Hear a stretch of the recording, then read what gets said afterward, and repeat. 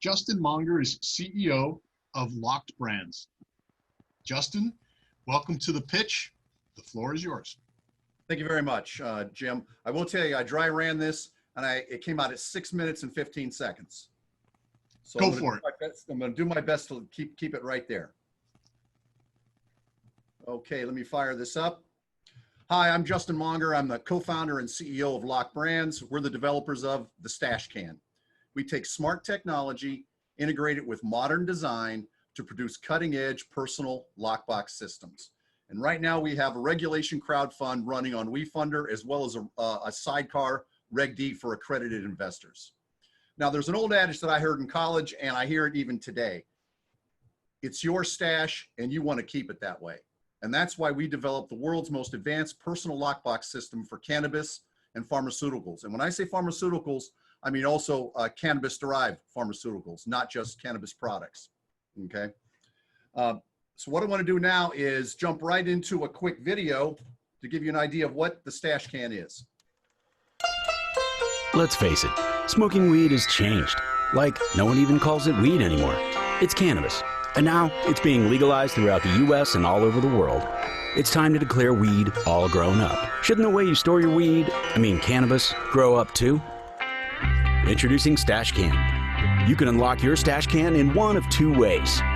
First, it will only open up with your voice and your voice only. The second method to open the Stash Can is with the free iOS Android app. Whether standing right next to it or opening the Stash Can while you're on vacation on the other side of the world, you can share access with a friend through the app. Here are some fun facts about the Stash Can. It stands at 4 inches by 6 inches and is powered by a standard 5-volt micro USB charger. It has a built-in battery with a life of up to 6 hours, an RGB light ring that lets you control the color and pattern, and can remember up to 5 networks. Voice activated, app controlled, 100% 420 friendly. 100% cannabis friendly. Stash Can, the smart way to stash your stash. All right, so what we've done here is taken a single technology and used it to tackle two seemingly disparate problems. The first problem, of course, is just keeping your stash secure. That's the Stash Can. It's app controlled, it's voice activated, it's smell proof, it's airtight, it's a personal lockbox. It also features access sharing as well as logging, so you know anytime it's been opened, who opened it, and when they opened it. Now there's a second problem out there, and that's where our Gen 2 device comes in. Oh, I'm sorry, let me back up a second. We launched the Stash Can this last February, right about 2 weeks before the pandemic. Not exactly what you call the best timing, but in that time, during the pandemic, we now have 60 authorized retail shops online in the US, Canada, and Mexico, brick and mortar stores carrying our Stash Cans. So we're pretty happy with that. As all things considered with the pandemic. Now for our Gen 2 device, we're tackling the problem that's associated with opioids and prescription drug abuse, in particular, the Secure Med Manager. It's in development now and we have a prototype.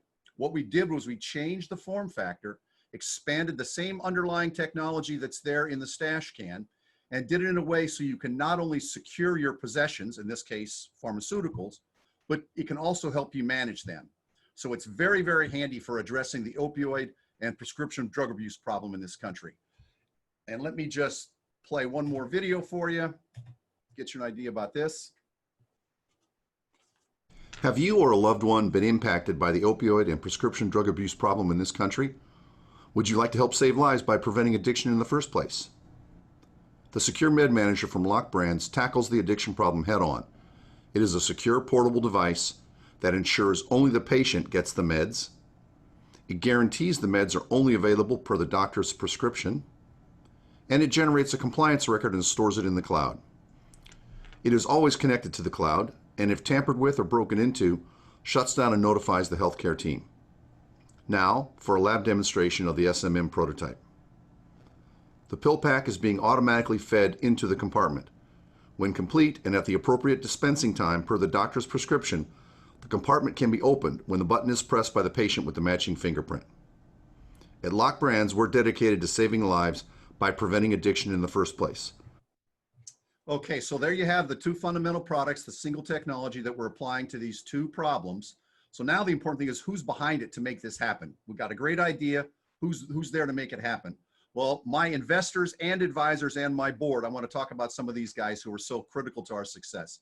Number one is Dr. Narmi. He's an emergency room doctor. He's an entrepreneur. He's an investor, very early on investor in the company. He's also an opioid addiction expert.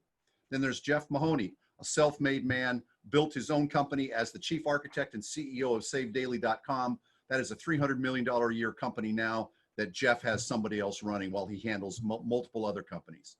Then I have Brian Waters also on my board. He's a bank CEO that is brought in when banks have a problem. He comes in, fixes a bank, gets it back on its feet, and goes off to the next bank to fix. Then I've got Brian Greer. He's an investor both in the seed and the angel round. He's a former president of Honeywell Asia. He retired last June and has been really involved in helping us figure out how to get out of China, get our manufacturing out of China. Then we have Brian Esposito. He's the founder and CEO of Intellectual Enterprises, Esposito Intellectual Enterprises, and he is our enterprise-wide. 5-minute warning. Okay. Then I've got Dave Plissold, who is a lawyer, and he is our FDA compliance. He's at a company in Washington, D.C. that specializes in risk assessment for the FDA. So now the question is, why invest in Locked Brands? The responsible storage aspect is not going away. That problem is just getting bigger and bigger. The total addressable market just for the stash can is over 20 million. The product's out there in production now. It's on the market. It's got features that nobody else have at a very competitive price point. Between myself and 3 of my most senior guys, we've got 120 years of experience, and we've raised over $1 million to date for the company. Okay, in terms of the business model, the Gen 2 Secure Med Manager has a hardware business model by selling the hardware. It also has a SaaS subscription business model, software as a service, as well as once we get a couple 100,000 subscribers, there's an enormous amount of value to the compliance data that is stored in the cloud about people taking their meds. And then, of course, we've got the IP protection in place for our technology. Thank you, Justin. Yeah. We'll end on this slide here. Judges, do you have any questions for Justin?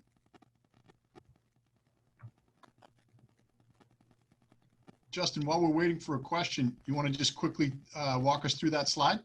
Sure, would love to. This is our regulation crowdfunding, a convertible note offering. This is a summary of it that's all out there on the WeFunder site. We're looking to raise the maximum, which is $1,070,000, 8% annual rate, 7% valuation cap, 15% discount, 18-month option with an extension for another 6 months after that. The minimum investment being a regulation crowdfund is relatively low. It's about $250.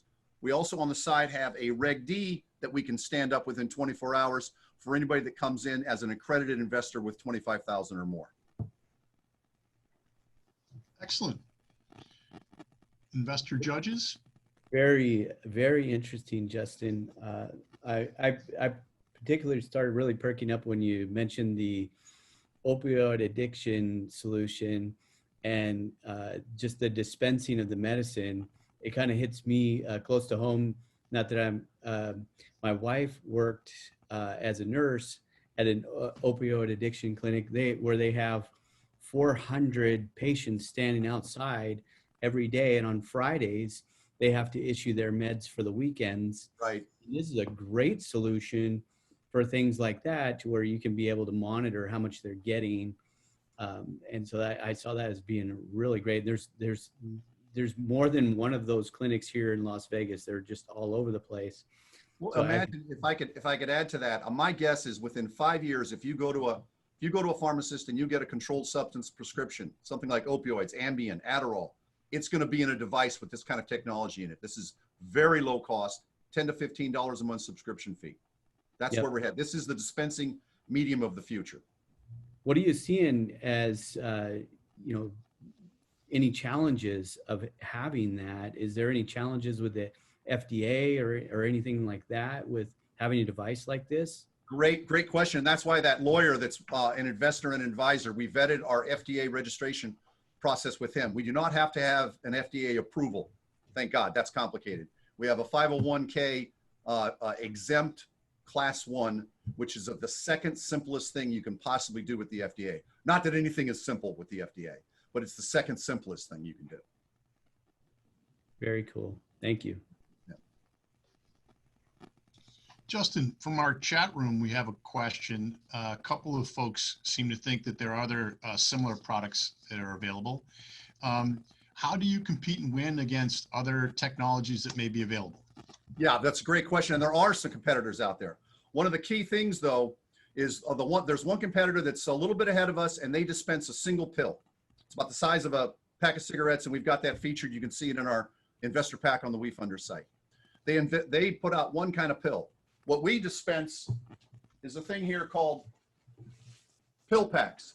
This is basically a roll of pills on perforations between each one of them, so you can have multiple controlled substances dispensed from our machine. The bottom line is the 20 million American vets that have chronic pain, the vast majority of them don't take just an opioid as a controlled substance. They're taking Ambien, they're taking antidepressants, they're taking anti-anxiety pills. And the only way you can do that is in a pill pack form, and we're the only one doing pill packs. And what's it made from? Can it be broken into with a screwdriver? Another question from our chat room. Great question. That's this guy right here. And you can see, there is no doubt that you could pick it up and take a buzzsaw to it and get it open. The thing about it is it's always connected to the cloud.